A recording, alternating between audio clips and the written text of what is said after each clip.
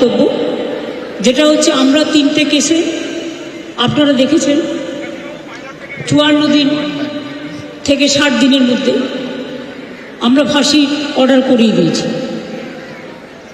কিন্তু আমি জানি না এটা একটা সিরিয়াস কেস এবং এটা নিয়ে ফাঁসি দাবি আমাদের সবার ছিল। সেক্ষেত্রে বিচারের রায় নিয়ে আমি আমার কথা বলতে পারি।